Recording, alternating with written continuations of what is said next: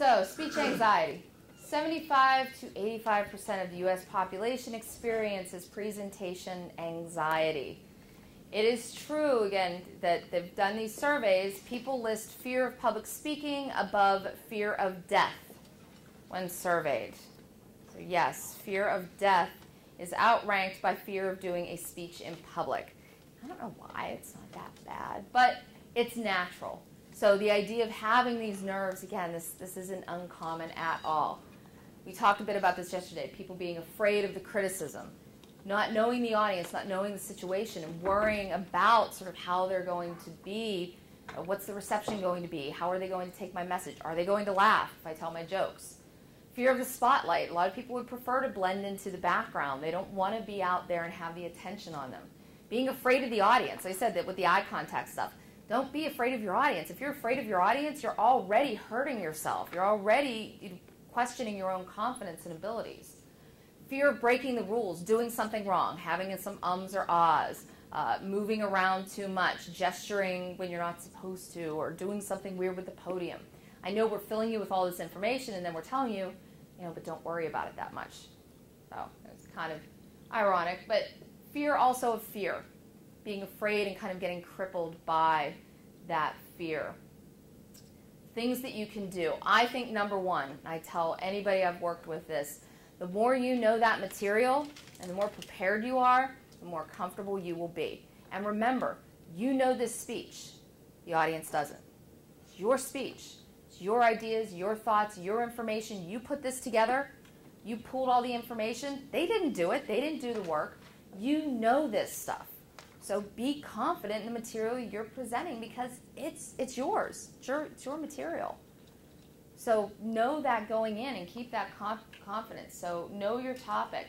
Know your audience. The more you know about your audience, the more comfortable you'll feel. So whether it's knowing how they're going to be dressed, so you don't go in there in casual clothes and they're all in suits, and you're like, crap, this isn't going to look good. But the more you know about them, the more comfortable you'll feel, as well as being able to relate to them. Having good notes. Again, notes that are going to help you. If you need those notes, they're there.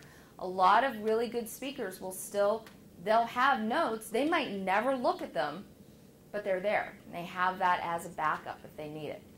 So, even I've seen some top public speakers that they'll have usually some sort of either a binder they take up with them. They never look at it once, but I guess, if they ever needed it, it's there. Visualize yourself. We were talking about this last night. Visualizing yourself giving a successful speech. Knowing that you're comfortable. And that's why knowing that setting, so knowing the audience, but also knowing what that room looks like really helps you because it helps you visualize. Helps you get an idea and see yourself in that actual speaking situation. But also just going through in your mind, seeing yourself giving the speech. Seeing the reactions that you might get to it.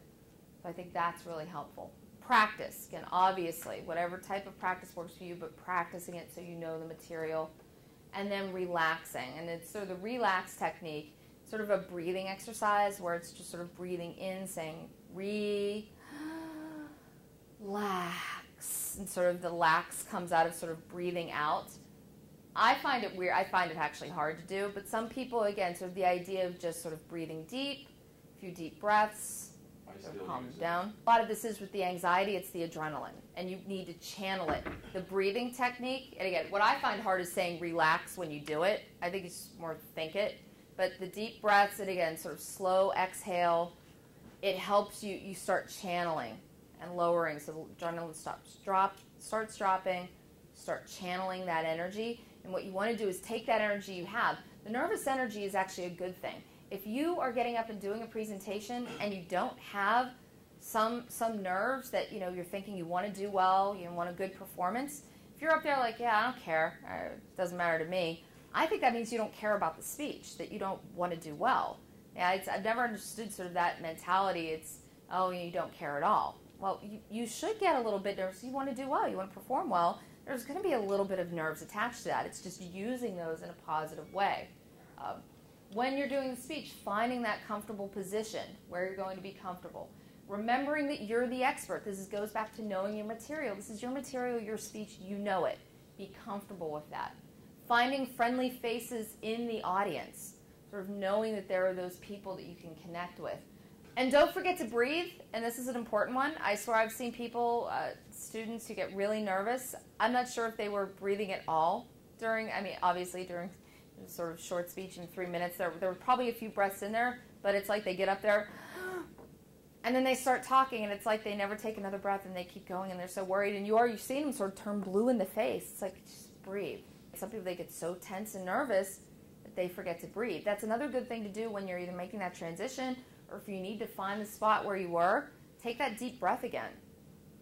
Breathe in, breathe out. Doesn't take as long as you think it does. It gives you a pause where you're not doing the filler words, ums and ahs, and it gives you a chance to find your place.